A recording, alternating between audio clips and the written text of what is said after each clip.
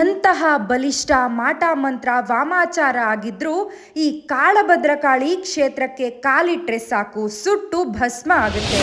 ನಮ್ಮ ಕಣ್ಣ ಮುಂದೆನೆ ಎಲ್ಲರೂ ಬೆಳೀತಾ ಇದ್ರು ನಮಗ್ ಮಾತ್ರ ಏಳ್ಗೆ ಆಗ್ತಾ ಇಲ್ಲ ಅಂದ್ರೆ ನಿಮ್ಗೆ ಆಗದೆ ಇರೋರು ನಿಮ್ಮ ಮೇಲೆ ನಡೆಸಿರುವಂತಹ ಮಾಟ ಮಂತ್ರ ದುಷ್ಟ ಪ್ರಯೋಗ ಅಷ್ಟು ಭಯಾನಕವಾಗಿದೆ ಅಂತ ಅರ್ಥ.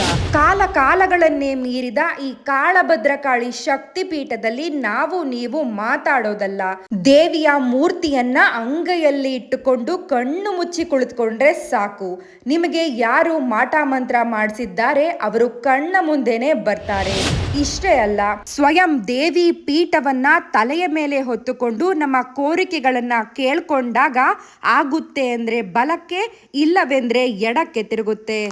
ಈ ಪವಾಡಗಳನ್ನ ನೀವು ಕಣ್ಣಾರೆ ನೋಡಬೇಕು ಅಂದ್ರೆ ಹೊಸಕೋಟೆಗೆ ಸಮೀಪದಲ್ಲಿರುವಂತಹ ಭಕ್ತರಹಳ್ಳಿಯ ಕಾಳಭದ್ರಕಾಳಿ ಶಕ್ತಿ ಪೀಠಕ್ಕೆ ಬರಬೇಕಾಗತ್ತೆ. ಸ್ವಂತದವರೇ ನಮ್ಗೆ ಈ ತರ ಕೈ ಕಾಲೆಲ್ಲ ಇದು ಮಾಡಿಸಿ ಮಾಟ ಮಂತ್ರ ಮಾಡಿಸಿ ನಮ್ಗೆ ಕೆಟ್ಟದಾಗಬೇಕು ಅಂತ ಮಾಡಿಸಿರೋದು ಗೊತ್ತಾಗಿದೆ. ಅಮ್ಮ, ಈ ಕಾಲದಲ್ಲೂ ಈ ತರ ಒಂದು ದೇವಿ ಮೂರ್ತಿ ಕೈಯಲ್ಲಿ ಇಟ್ಕೊಂಡು ನಿಮಗೆ ಎಲ್ಲ ಕಾಣಿಸ್ತು ಅನ್ನೋದು ಎಷ್ಟು ನಿಜ ಅಮ್ಮ? ಅದೇ ನಾನು ನಂಬಿಲಿಲ್ಲ. ನಾನು ಅಮ್ಮನ ಕೈಯಿಂದ ಮುಟ್ಟಿದ ಮೇಲೆ ನನಗೂ ನಿಜ ಅಂತ ನಂಬಿದ್ದೀನಿ. ದೇವಿ ಬಗ್ಗೆ ನಾವು ಹೊಗಳಾಕ ಒಂದು ನಾಲಿಗೆ ಸಾಕಾಗಲ್ಲ.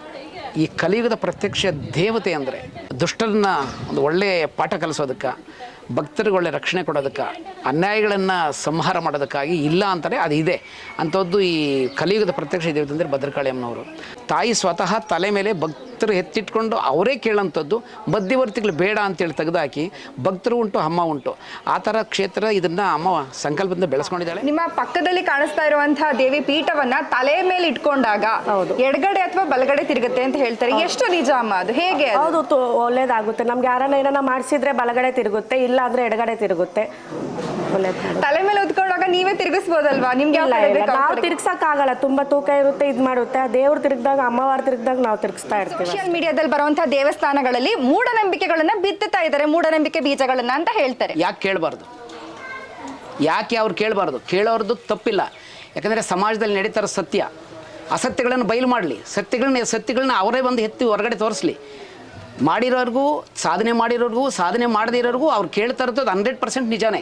ಪ್ರತಿಯೊಬ್ಬರು ಮಾರ್ಕೆಟ್ಗೆ ಹೋಗೋದು, ಒಂದು ವಿಗ್ರಹ ತಗೊಬರೋದು, ಒಂದು ಗುಡಿ ಕಟ್ಟೋದು, ಹಿಡೋದು, ಏನೆಲ್ಲ ಕಣ್ಣ ಮುಚ್ಚಾಲೆ ಆಟ ಆಡಿದ್ರೆ ಅದು ಸಮಾಜಕ್ಕೂ ಘಾತಕನೇ, ವ್ಯಕ್ತಿಗಳಿಗೂ ತೊಂದರೆ. ಧರ್ಮದಿಂದ ನಡೆಯೋಂಥವ್ನಿಗೆ, ಧರ್ಮದಿಂದ ಮಾಡೋಂಥವ್ನಿಗೆ ಅವ್ನಿಗೆ ಏನು ತೊಂದರೆ ಆಗಲ್ಲ.